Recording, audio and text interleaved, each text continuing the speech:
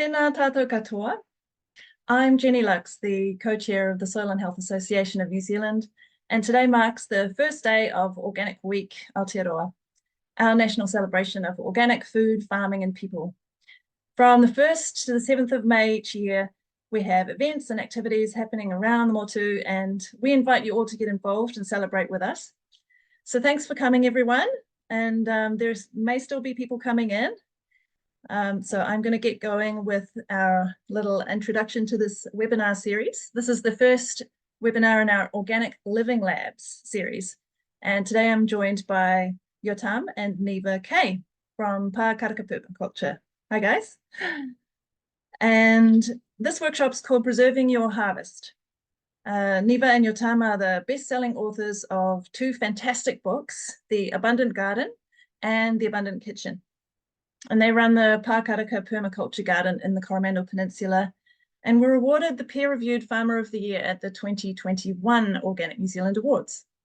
Tonight, Yotam and Niva will talk to us about preserving your harvest and hopefully inspire you to give it a go.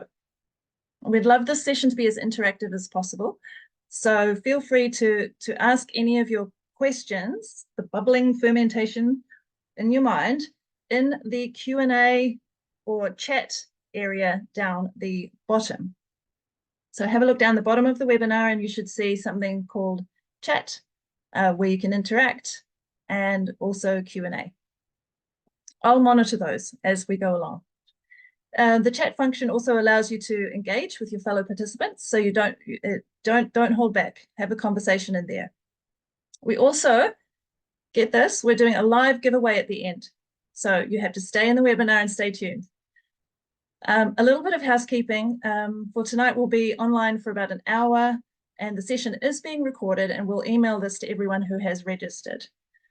But before we begin, I'd like to extend a heartfelt thank you to all of our sponsors for making Organic Week possible, particularly our Platinum and Gold sponsors. The Platinum sponsor is Woolworths New Zealand, and the Gold sponsor is Ceres Organics. Without the support of our sponsors, Organic Week and these wouldn't be happening, and these free events would not be available.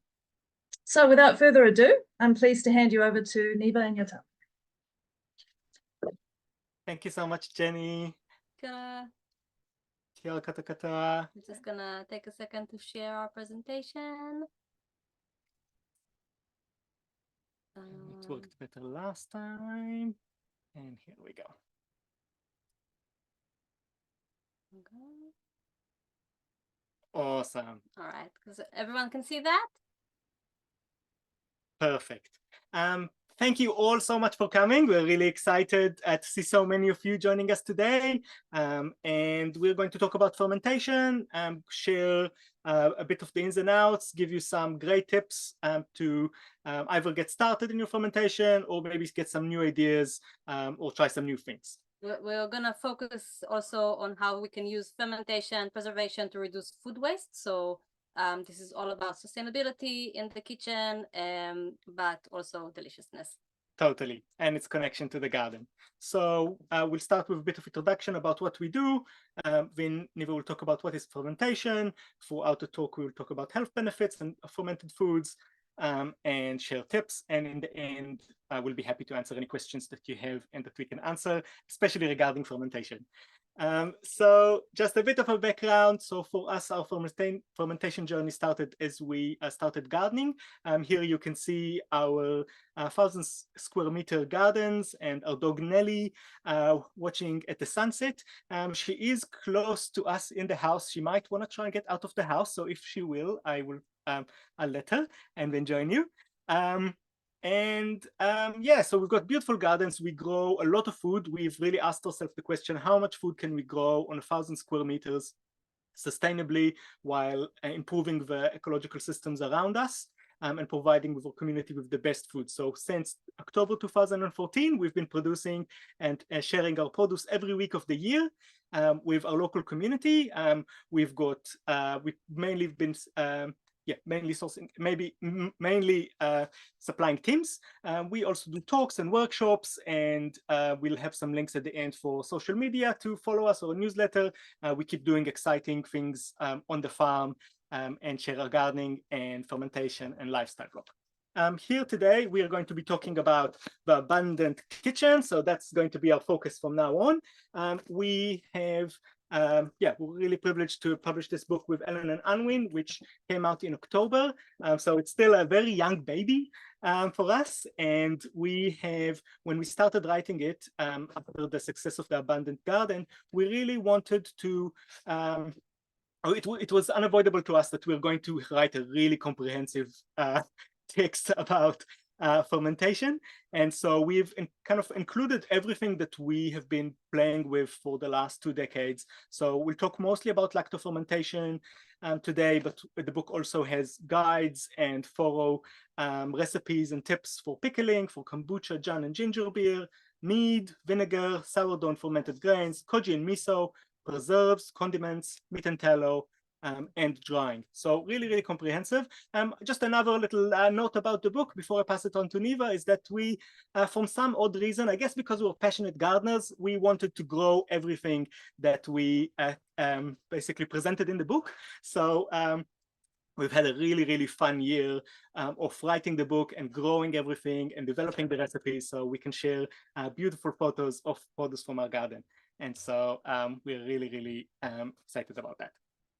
So as Yotam said, today we'll mainly, not only, but we'll be mainly focusing on fermentation. Really not only, but just to kind of kick us off, I wanted to explain what is fermentation. So when we say fermentation, what do we mean? We mean food that is transformed with microorganisms. So that transformation can happen either naturally by creating the habitat for microorganisms that are around us to come into the food and transform it, or it can happen using a culture. So introducing an existing culture that could be in the form of a mother, like a vinegar mother, a SCOBY, like in kombucha, or by backsloping. So transforming a bit of an existing ferment into the next batch to introduce those microorganisms. So that's roughly what we mean by fermentation. It means food that's been transformed by microorganisms.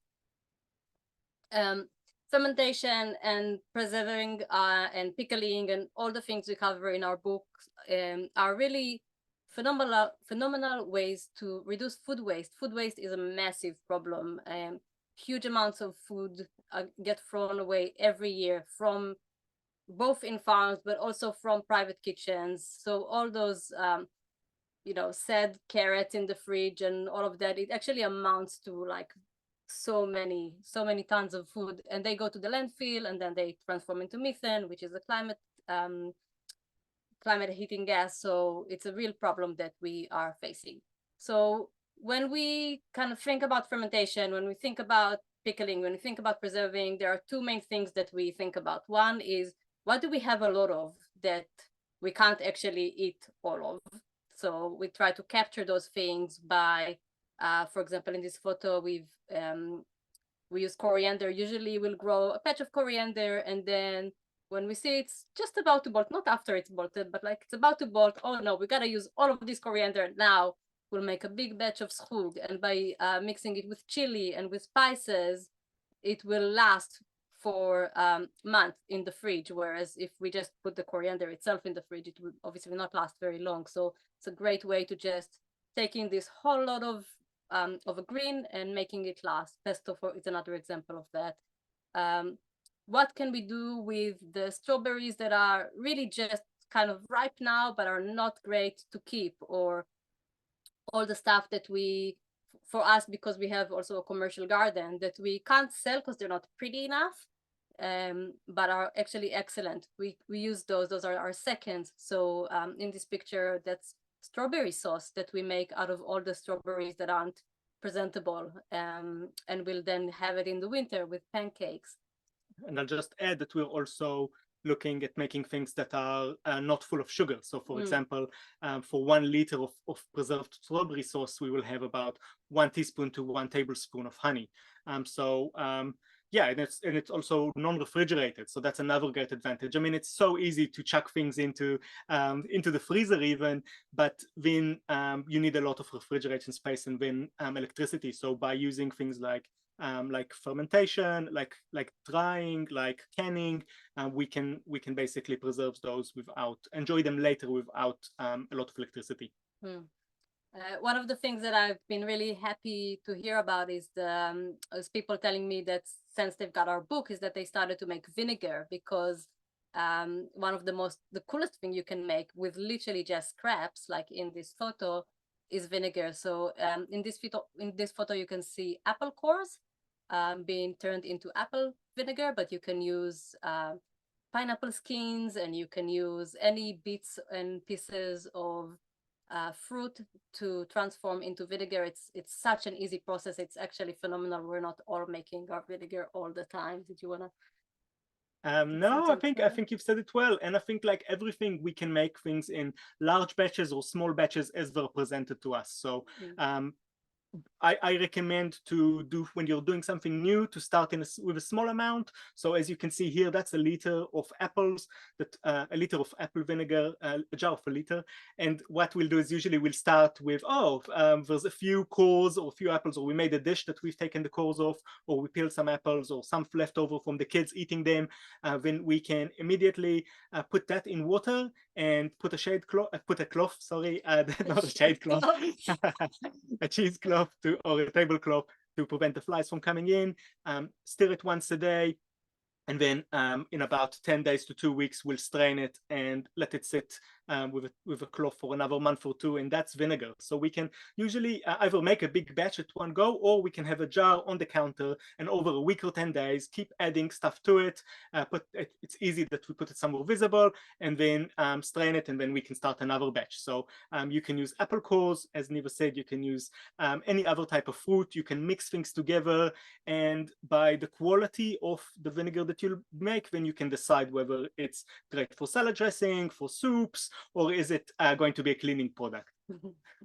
And finally, not finally, but you can also use byproducts. So in this last picture, you can see meat that's using Kepping's honey. So Kepping's honey is roughly, we also mean any kind of beeswax filled honey that beekeepers can't sell because you can't eat it. If you try to eat it, it's just, you can't, it's just wax. But it's actually very easy to make mead out of it, which is delicious and amazing. And also in mead, in that process, it's very easy to use, again, all the kind of parts that are gonna give flavor but are not very nice to just eat. So what is you're pulling something, Yotam is gonna show you something. I am, and I'm showing that, for example, do you want to talk about it? So for example, and we'll talk about drying later, but for, in these two jars, you can see dried roses and dried rose petals. So when I've separated all the nice rose petals to dry them, everything that was left behind, including like the stem and all the ones I didn't want to dry and preserve for tea, went into mead because the mead can handle it. Yeah, exactly. So another thing that is a really cool way to reduce waste is to let soured drinks keep souring. So if you open a bottle of wine and you realize it's going sour, you let it become wine vinegar. You left your kombucha a bit too long, happens to everyone. Let it ferment a little bit longer, it's gonna be vinegar. Same with Jan, same with if you make country wines. It doesn't usually happen with mead, but it can happen technically. So you can make mead vinegar. So don't throw away those things. And like Yotam said, you try the vinegar, and if you like it, it can be for cooking. It could be, if it's really nice, it can be for salads. If it's not that nice, it can still be used for cleaning. So yeah, and you'll get better at it. So count your successes rather than your failures, and know that, it's not going to work 100% of the times, but we have provided a lot of tips. And once you learn how to do something, it will be second nature. And then I would recommend to try something new again. And so you can see how that jar of apple cores turned into such a beautiful, presented so beautifully. And you can add herbs to it to infuse those flavors. And vinegar is so versatile, and we use it every day. You can even use the bottom of usually there are more sediments at the bottom. However, while you're straining it, usually sediments and there's yeast buildup. That's also fantastic for vinegar making. Or you can also add it to your to the water of your chickens. And so it's almost everything has another use before it goes into the compost. In that middle photo, you can see some miso making, and miso, you can actually make miso, you can grow koji on stale bread, but also once you've got koji and you're making miso, you can throw in so many things into there. And finally, on the right hand, you can see this is bread with leftover grains. So if you've got a rice dish or a rice and lentil dish or kind of any kind of grain and pulses that Yotam likes to say, it's nice to eat it once, it's okay to eat it twice, but like might not want to eat that same meal again. You can chuck it into your bread and do whatever. And reduce. No, I think you've said it. It's just basically a way that we really strive to use as much as we can. Stuff that we have on the farm growing, or then if we've already got something made, we would always try and see how can we use it to its full, because there's a lot of energy embedded in every grain of rice, really. And then I'll just add to that the sourdough, making sourdough, besides making the bread more nutritious, the wheat more nutritious food, that fermentation process, it also extends the shelf life of bread. Awesome. So in terms of extending the shelf life of things, something interesting as we were researching for the book, we realized that yes, many of the things that we do can keep for a year, can keep for 2 years. We've got things in the pantry that are a little bit more than that, especially with miso, but which is a bit of a separate process. But what we try and do is we try and create or capture the abundance from our gardens while things are easy to grow. So we usually have quite a few successions of growing things throughout the year. We'll have really early ones, really late ones, but the main succession, when it's the easiest time to grow those things, will grow larger amounts that then we will make batches that we can preserve until the season starts again next year, or even just that it will keep those in our pantry just before the season starts, so we can really have our own preserved tomato sauce or tomato preserve, which has no sugar in it, that we basically have it from our backyard or from our garden, compared to buying canned fruit that went from a farm to a factory to a distribution center. And then we'll usually have packaging that you will then go to recycle or new glass. That translates also if you're purchasing, because if you're purchasing things right when they're in season, they're a lot cheaper and there's so much of them, and often you can get also seconds or all that sort of stuff, and preserve it towards winter, where if you try and buy tomatoes in winter, you know how costly that is. Also, they don't test well. Totally. And so I also wanted to mention that it's a matter of nutritional value. So actually there is a degradation of both appearance but also nutritional content. Even if it's sealed really nicely in a jar, it will reduce the nutritious qualities from what you're eating from it. So it's better that we make things that would keep us throughout the year, that we will enjoy and not need to buy them externally. But we don't really need to prepare things for 2 or 3 years in advance. Every season by its own, and capturing each year, we will capture different things according to how successful they were. I would clarify on this. So when you just make the preserve, it actually, you're capturing more vitamins and you can capture more nutrients in it than if you just kept those tomatoes, for example, sitting on the shelf don't put tomatoes in the fridge, so sitting on the shelf. But by 2 years time, by a year time, I don't remember the numbers, but I remember at least 25 years, but yeah, the nutrient level is reducing. So there is an addition of nutrients. Even just with canning, you do get to capture more vitamins and nutrients than just keeping things sitting there, but there's just a limit for how long. Awesome. I'll just share a couple of more tips about preserving. And one is that you can choose what quantities you're going to be making. So a lot of times I'll be making a pot full. I usually like to saute onions and then add whatever tomatoes, and they cook with their own juice with a little bit of salt and then go through the canning process. If you want, I can elaborate on that in the Q&A. And so I will usually try and prepare something that fits my schedule. So don't go and make try and make it appropriate to the time that works for you. Always start with smaller batches.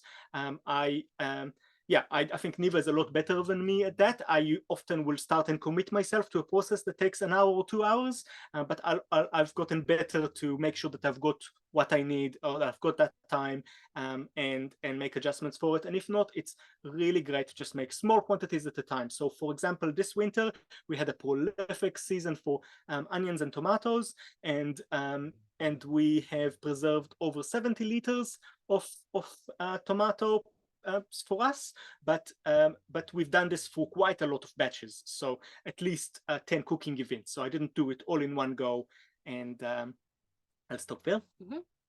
So the other pictures here that you can see is sauerkraut, which we'll talk a little bit more about later. But the point here is that once you've made sauerkraut and your cabbage has soured, it's actually going to last very like so long. It's gonna last as long as you can keep it clean and under the brine. It just lasts and lasts and lasts. Whereas, of course, if you just have your cabbage in your fridge, it's gonna be deteriorating quite a lot. So again, you're extending that shelf life. Same with pickles, and in both of those situations, and in a lot of the fermentations, the thing that actually really helps keep the shelf life, especially with ferment, and that's right with pickles too, is just that by lowering the pH, we're actually excluding all those different bacteria and mold that likes to also eat our food and spoil it, and that's why we're able to extend shelf life like that. Totally. And I really like to point out that a common scenario, even in our household, is that we will use half a cabbage, and then the other half of a cabbage can go in the fridge, and it can get quite lonely and sad over time.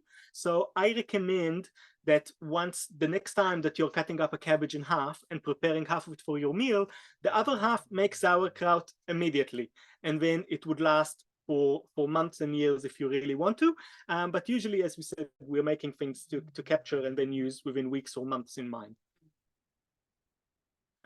We also, another approach that we take is to use the whole plant. So for example, with oranges, we'll slice them with the rinds, and then we will eat them as snacks. So we dehydrate, reduce the quality, so reduce the water quantity, and then that's another way to extend the shelf life of things.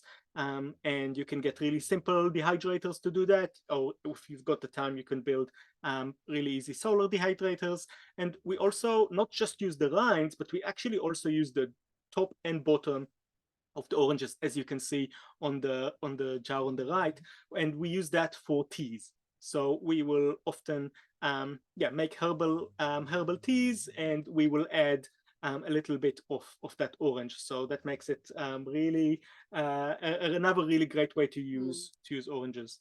And so the other pictures here, you can see we're using whole radishes and turnips, and we're also keeping stem, which in the fermentation process turns lovely and nice. And on the right, this is actually animal fat, because we do raise our own animals, and we want to respect the whole animal and use it all. So we render the fat as well. Yeah. So fermentation has a lot of health benefits.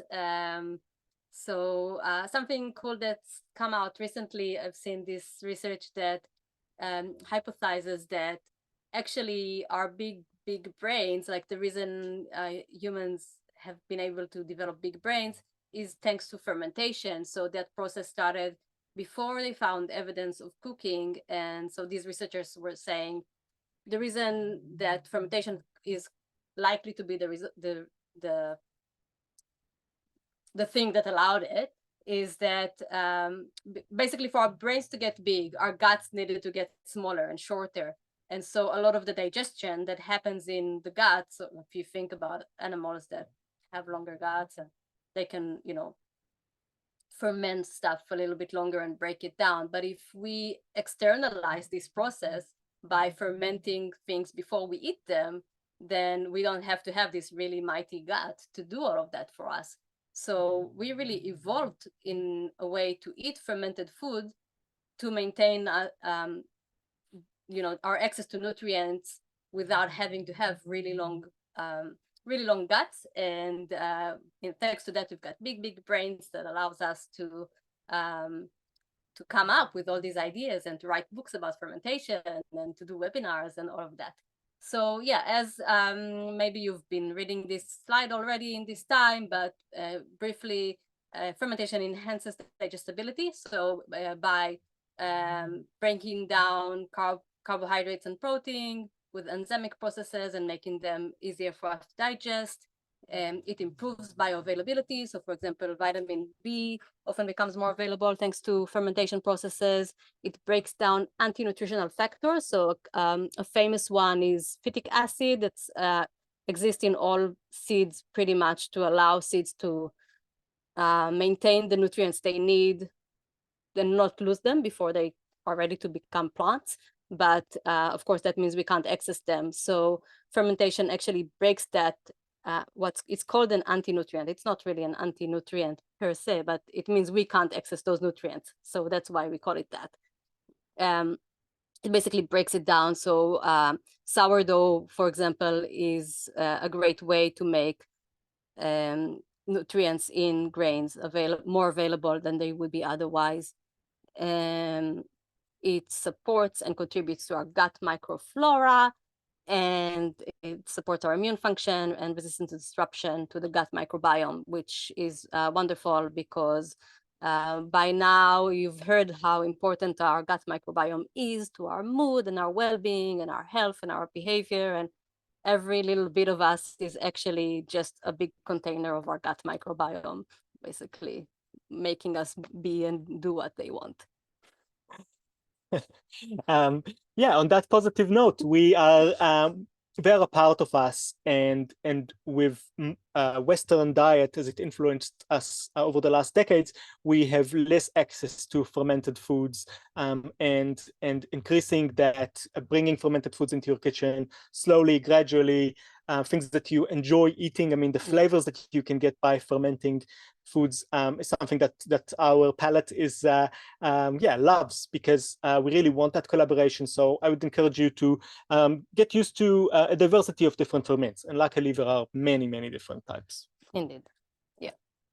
So to be fermenting, what's really important for us is that we're making the habitat. If we're looking, for example, at lacto fermentation, we're making a habitat. It's kind of like gardening, but in the kitchen. So we're going to make all the best conditions for our preferred microorganism to grow in. So one of the important ways that we make those conditions the right conditions is we keep it clean, so that we are not accidentally introducing the other microorganisms that we don't want there into this lovely habitat. So when we talk about cleaning for lacto fermentation, and generally in the book, when we say cleaning, we mean clean is washed with warm water and soap. So washed thoroughly, washed well, and that includes your hands, and that includes any utensils you're using, any surfaces, absolutely any container, weights, every kind of thing that's going to touch it needs to be clean. We also do mean no soil, so you need to wash your vegetables and make sure they're clean.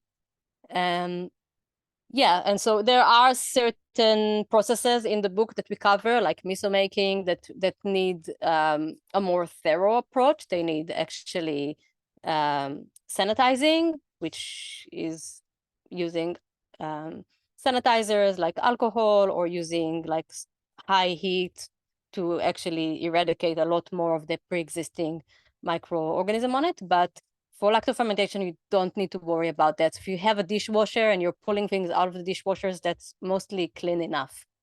And I'll just add that it's also about the ingredients that you're using. It's not just soil. Fermentation and preserving usually works best when something is fresh and it's prime, and not towards the end, or let's say on the continuum closer to rotting and getting mold on it. So it's not already full of other microorganisms. Yeah. Totally. So this is where you will develop the habits that work well for you, and you'll try and be honest with yourself. Will I actually use this in 5 days, or is it better that I use it now to make something that will surely use later. So preserving and fermenting really does give you the opportunity to make the food now when you've got it in abundance and eat it later. I often refer to this as a meal approach. So we have a lot of jars that are ready to just be added to certain dishes, either warmed up or as is, and we just need to make a small dish that then they can accompany it. So I can make an amazing meal in 20 minutes by having done all of this in advance. And maybe just before we move to that, I just wanted to share a jar here of carrots that we have fermented. With rosemary in it. Yeah, Niva, do you want to talk about it? So yeah, okay. So just the process of how easy it is. It's so easy. Oh my goodness. It's the easiest thing. How do we ferment carrots? We cut them into sticks. Well, we make sure everything is clean. So we started with that. And the carrots as well. We cut them into sticks. We put them in a jar with whatever herbs we like. You can go like that jar Yotam showed you had rosemary in it. We also like it with thyme, or you can do ginger and garlic, or you can do whatever you like, really. Try different things, label it well, and discover what you like. You know, labeling is really important, by the way, with fermentation, because not only do you want to know what you've done that might have not gone right, you also really, really not want to forget what you've done when it's gone really nice, because, so you cut your carrots into sticks, you put them in a jar, make sure you've got enough room to put a weight on them, and then you make your brine. So for carrots, we use a 2% brine, and a 2% brine roughly basically means 5 grams of salt. If you're using sea salt like we do, that's translates into 1 teaspoon in 1 cup of water. So how easy is it? 1 cup of water, 1 teaspoon of salt, stirred together really well, poured over the carrots to cover them up completely. Way down, the weight also needs to be covered up completely. And then we either put a loose lid on it, or we put like in that picture or on the jar, we've got a little silicone airlock thingy you can find in a lot of different shops, or you can get it online. It's really simple. It's just a little airlock, so it allows the CO2 to come out, which means you're not going to have pressure building in the jar. That's really the advantage of it, without allowing all sorts of stuff to come in. Wait a few days, or wait a week, or wait 3 weeks, depending on how sour you want it, and it's done. And you can enjoy it anytime. We often take the ferments out with a clean utensil into a bowl, and then we can keep whatever was in the jar still submerged, and use it later on. My personal preference is, once we've opened the jar, is that we will put it in the fridge, because there is a higher chance of contamination when we've opened it and moved things around. But technically you don't need to. And then that's also where we make a lot of times jars of different sizes to fit different meal plans. And so that's another fun bit that you would learn for yourself. Yotam, Yes. I just have a little interluding question. I am collecting up most of the questions for the end, but this one's just a quick short one. What do you weigh the carrots down with in the jar? So in this picture, we've used a smooth river rock that we have sanitized with boiling water and soap and everything. We also have these. We buy these little glass weights. They're really nice, actually. They're just like, can I go and get one? No. Okay. So you can get them online. They're just bits of glass with a little thing on them.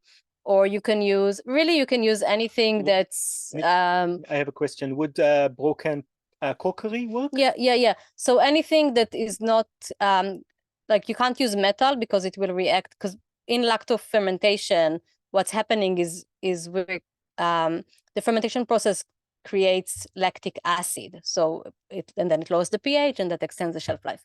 So you can't use things that will react with acid. So no metals. But almost anything, like if I'm making a big bucket of something, I'll put a plate, maybe with a rock on it as a weight. I've got a little piece of ceramic I like to use. So anything that's smooth, that you can keep clean, that is easy to put in and out, really. like, again, it's simple. Totally. Was there anything else, Jenny, or leave it for later? Well, there are another couple of details about this actual process, so I'll ask them now. Yeah. What about those bands that are used on the Perfect and AG jars? They rust so easily. And it's hard to find stainless steel ones. Yeah. Rust-free brands. Have you found anything like that, or how do you avoid them rusting? I think that having the airlock helps, because when you don't have the airlock, then the pressure builds, and because the thing that happens in lactofermentation is as the bacteria digest the sugars in the vegetables and they create lactic acid, they also release a lot of CO2, and so that CO2 bubbles up and it kind of can make the brine overflow. So also it's nice to have something under, but if it's all overflowing through the lid, through the band, that's when it starts reacting to it.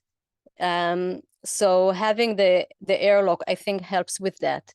But also sometimes I will not use an airlock, but I'll use, you can get those plastic jar lids, which are nice, and I'll just use a loose plastic lid instead. Yeah, maybe there's a niche market there for someone. Jenny, another question? Thanks. And the final question about that was, do you have to keep the ferments in the fridge once they're ready? So what happens is, when do we move the ferments to the fridge? When we don't want them to get any more sour. So really, firstly, okay, so I would say you don't have to, but I think you'd like to, because over time things just get more and more sour, and at some point they also start becoming more and more soft. However, if you've got like a cellar or a very cool sort of pantry situation, that could be fine too. The time that you really have to put it in the fridge is if you took anything out of the brine, you put it in the fridge, but then you also need to eat it within like a couple of days.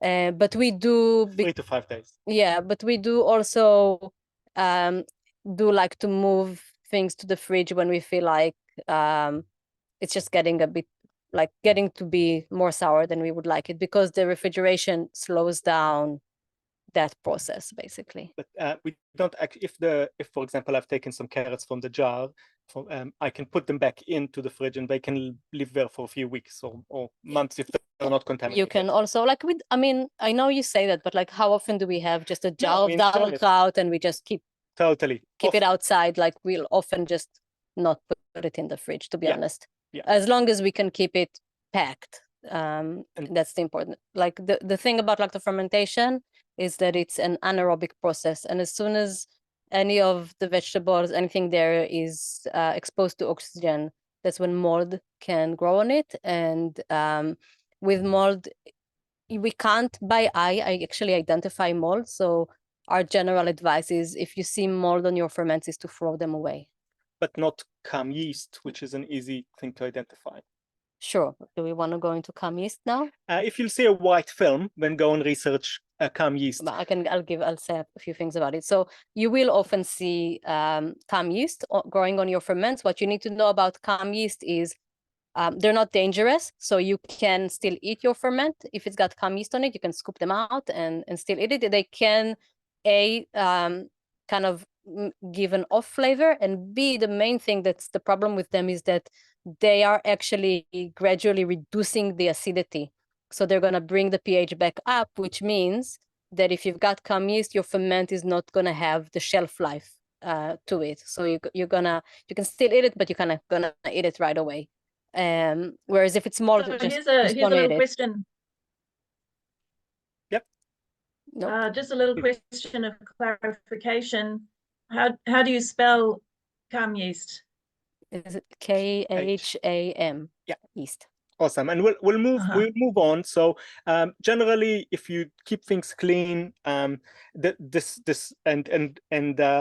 process is easy and simple. What we want to encourage is how simple it really is, and to try and again. And CAM yeast is something that we have got some other tips that we can talk about to avoiding. But every single technique has small things that you can learn how to make better. But the our general approach is that it's it's easy to make, and you can have fun with it. Another quick recipe that we want to share, again, how to transform a cabbage into beautiful, delicious sauerkraut, and I'll hand it over to Niva. Yeah, so this is a cool thing about cabbage, is that like a medium-sized cabbage will make you a whole liter of sauerkraut. And if you've ever been shopping for sauerkraut, you know this is good value. Because all you need is a medium-sized cabbage and 1 tablespoon of salt to do this. And then there's these lovely photos of from the book where you can see the technique that I like to use is the technique my grandma taught me, which is with hand kneading. So we'll cut up our cabbage, put it in a bowl, sprinkle salt on it, and then we knead it with our hand, like actually like kneading, using the palm of the hand to basically break down the cabbage cells, and the salt is going to be drawing the cabbage juice out. And so as you're doing that, it's going to go crunch, crunch, crunch, crunch. And when it stops going crunch, and it just does not crunch anymore, it's pretty much ready. And you'll be able to see the brine basically accumulating at the bottom of the bowl. So unlike the carrots that are fermenting in saltwater brine, the cabbage is fermenting in cabbage brine. Basically, it's we're making the brine of the cabbage from the cabbage. So once your cabbage has gone kind of limp, you can pack it strongly into the jar. I can maybe help you. You can finish this. And then put your weight on, and then cover it with a lid. Put it, usually it's handy to put it under some type of plate or a container that can capture any liquids that would come out, because the fermentation will be quite active for the next few days. As always with all ferments, it happens faster when the temperature where it's warmer outside, and slower when it's colder. But then again, from 5 days to a week, usually you can enjoy your own lovely sauerkraut. If you don't have enough brine, then you can top it up with making the same ratio as we talked about. Yeah, so like the carrots and the sauerkraut and most of our lactoferments, while they're fermenting, don't shove it away in some corner out of sight. You want to be able to keep an eye on them, because they're bubbling, because the brine can spill out, the level of the brine can actually drop. And in that situation, you're exposed to, you basically don't have the anaerobic conditions. So you need to top it up with just basic brine, so just salt and water. So I invite you, next time that you buy a cabbage and you start or harvest one from your garden, use half, the other half make straight into sauerkraut. And in 15 minutes, you'll have sauerkraut that you can enjoy for many, many, many months. A lactoferment that I really like making is beet kvass, and it's basically taking a medium-sized beet that I clean, quarter it, add. You don't really need to add salt, but salt helps again prevent other pathogens to come in and for the lactic bacteria to colonize. So I'll put a teaspoon of salt per liter, and then put a cloth over it, and within a week again it's ready. And I usually, sometimes I'll drink it as is, sometimes I'll dilute it with water, sometimes I'll add it to soups after they've cooked before serving, and a lot of times I will add them into smoothies, and then that adds this beautiful color and also introduces lactoferments to our family. Yeah, I do it a little bit not to alarm my daughters too much. I want to talk about mead, and so I don't drink a lot of alcohol, but I do like to enjoy celebrating with friends occasionally. So it happens to be that I've got now enough demijohns to make about 70 or 80 liters of honey mead at a time.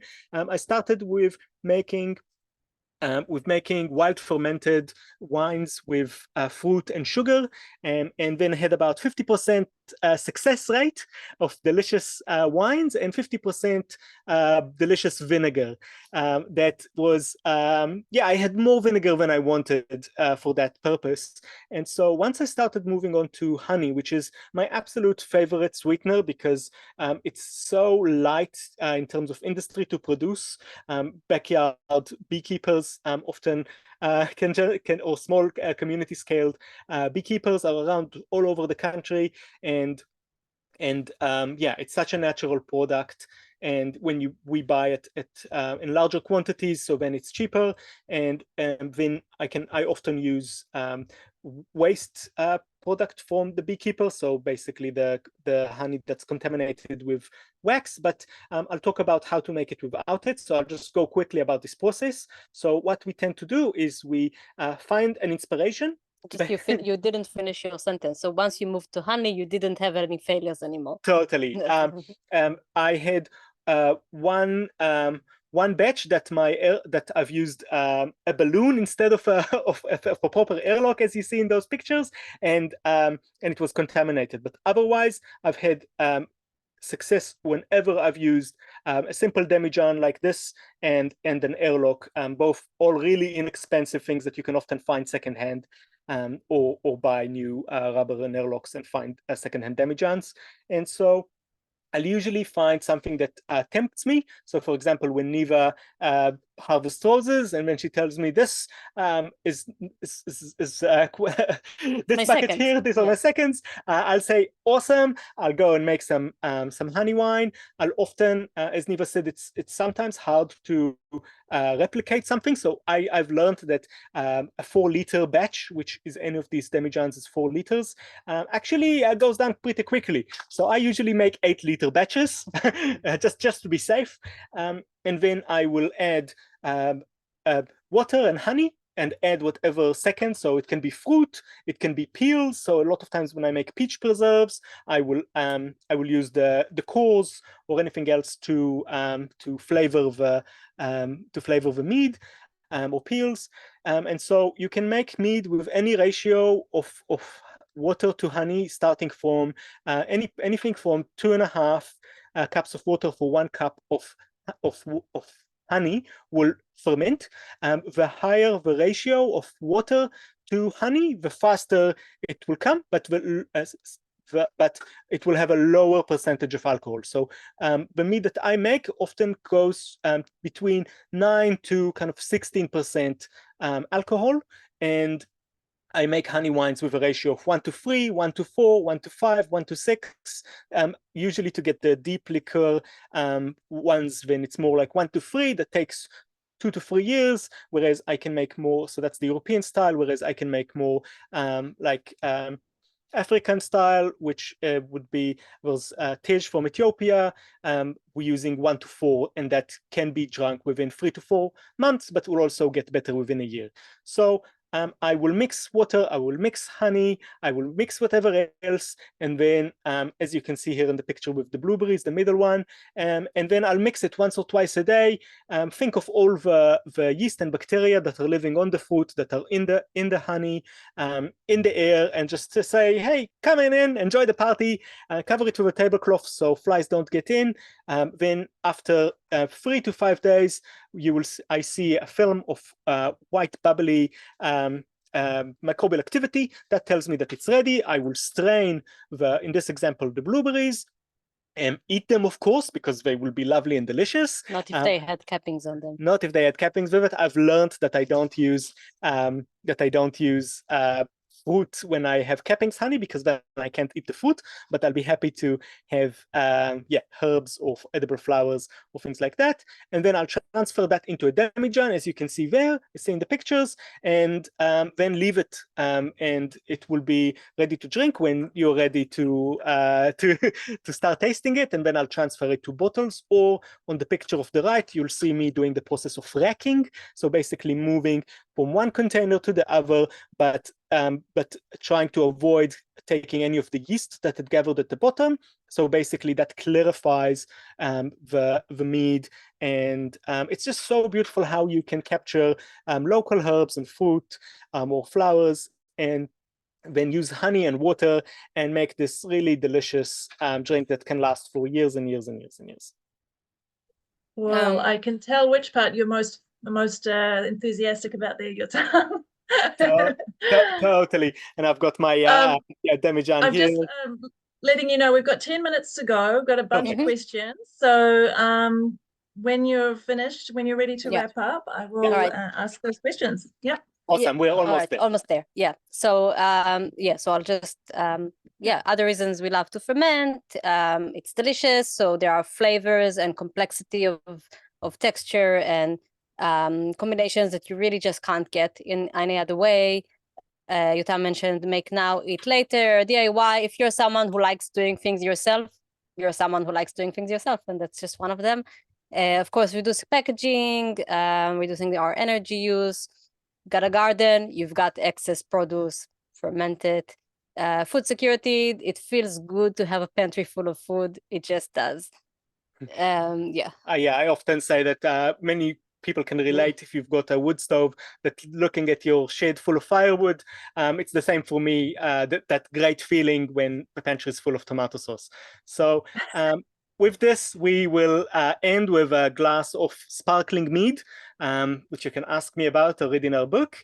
Just want to say that you can follow us on Instagram or Facebook, or go and have a look at our website and see what we're up to on the farm. and you can order our books from our website. Yeah, our website or any other bookshop around. Jenny, please, questions. Yeah.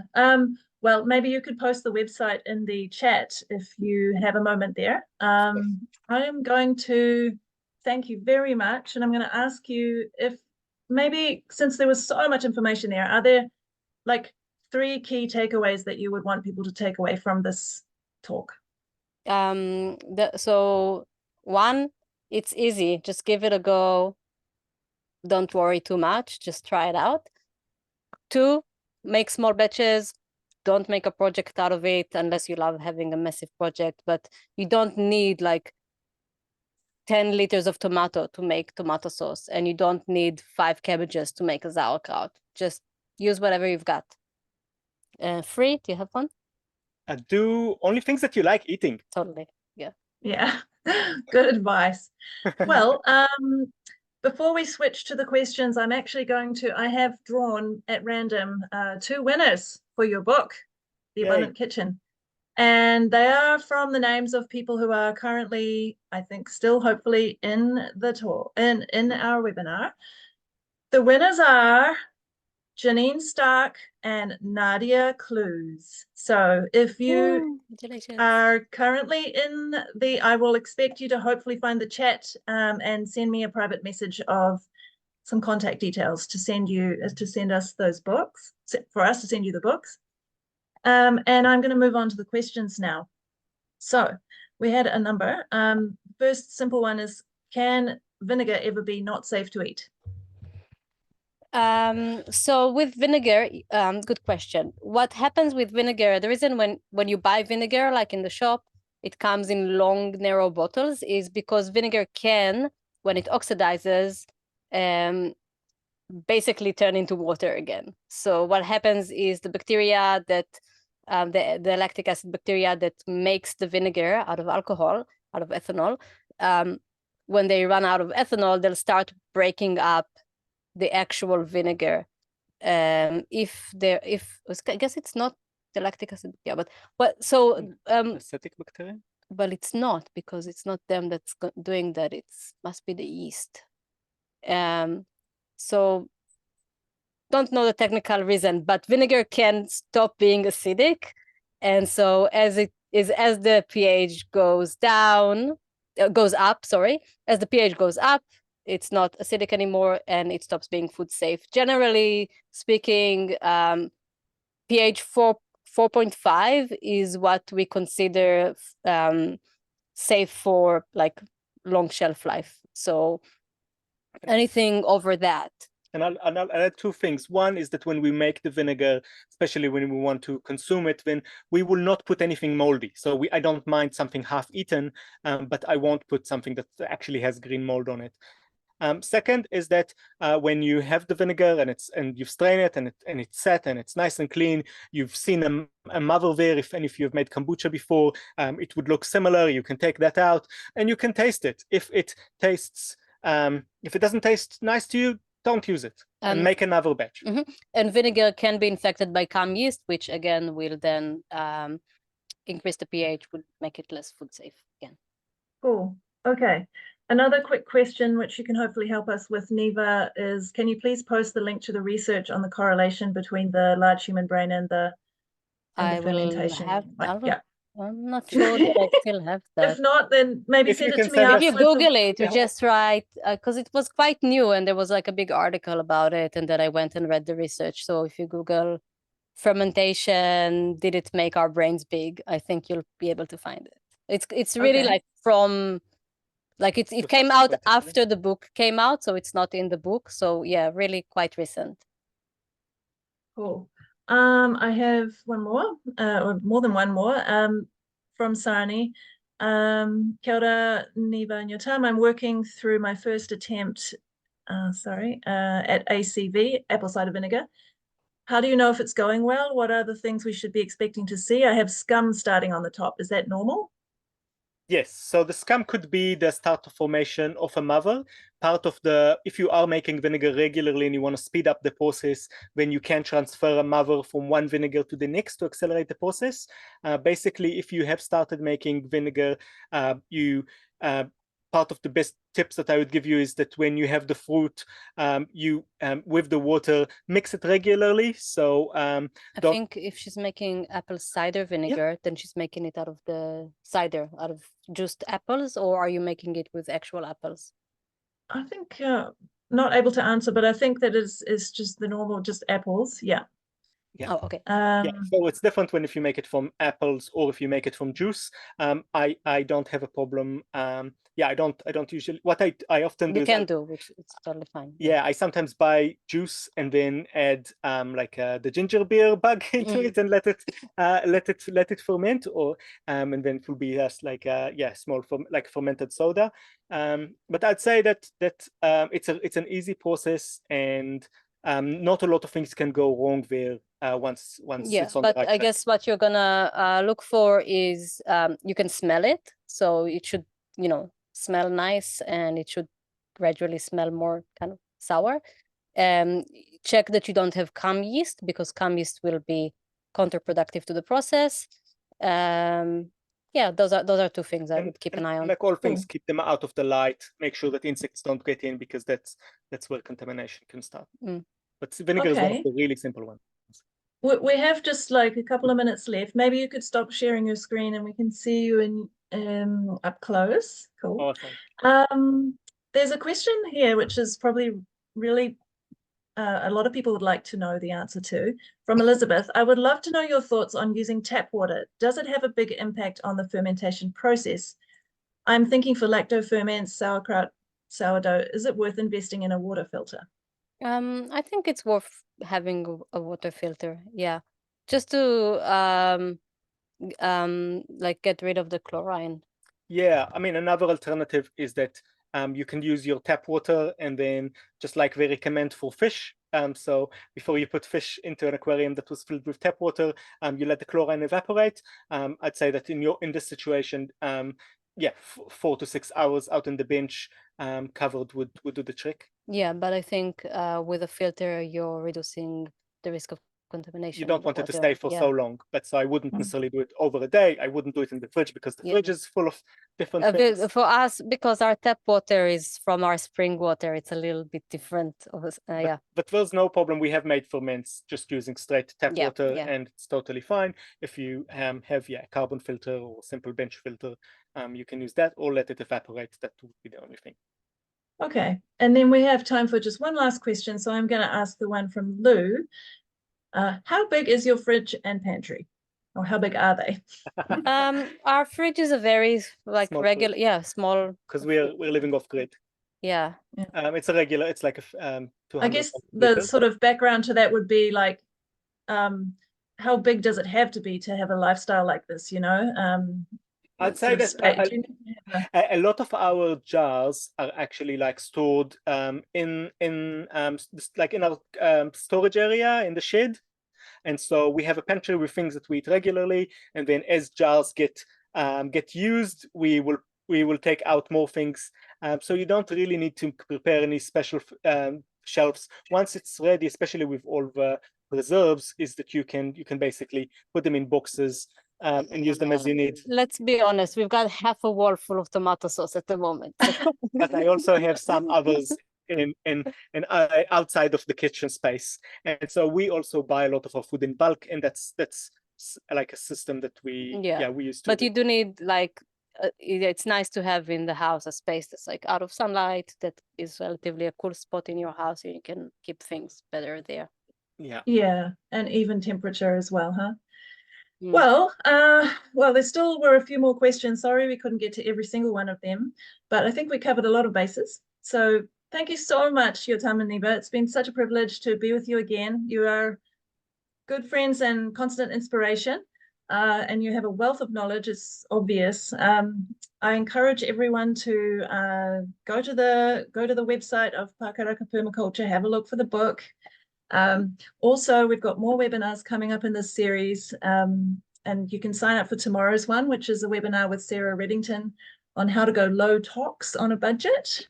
So yeah, that's the end of our wonderful presentation for tonight. And I'm actually going to be seeing Yotam in person tomorrow at the next day at the Organic NZ Awards. So I'm so excited to do that. Kia ora koutou, and have a wonderful evening with your kids and your dog. Thank you so much. Thank you, Jenny. Thank you everyone for coming.